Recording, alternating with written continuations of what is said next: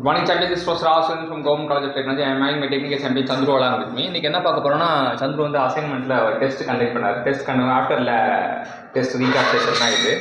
So நம்ம ஒரு 6 point இருக்கு. நம்ம ஒவ்வொரு பாயிண்டா பார்ப்போம். ஃபர்ஸ்ட் பாயிண்ட் என்ன சொல்றாங்க?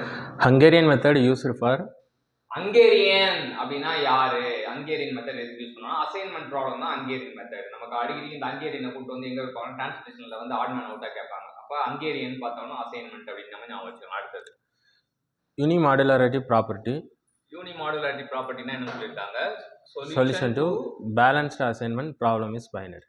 Solution to the balance assignment problem is binary அப்படின்றது தான் யூனிமாடுலாரிட்டி ப்ராப்பர்ட்டி அப்படின்னு சொல்றாங்க. அடுத்த point assignment of work to man power and machinery. ஒரு மேன் பவர் மிஷினரி வந்து அசைன் பண்ற ப்ராசஸ்க்கு பேர் வந்து நம்ம என்ன சொல்றோம்? லோடிங் அப்படின்னு சொல்றோம்.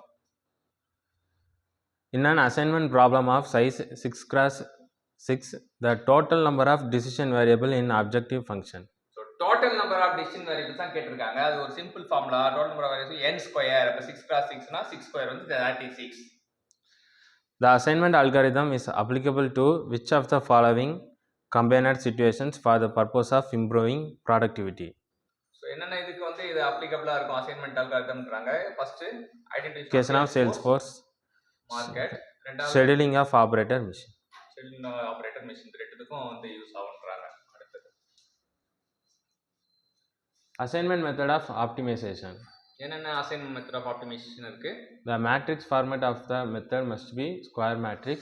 மேட்ரிக்ஸ் வந்து ஸ்கொயர் மேட்ரிக்ஸா தான் இருக்கணும் அப்படின்றது தெரிஞ்சுக்கலாம்.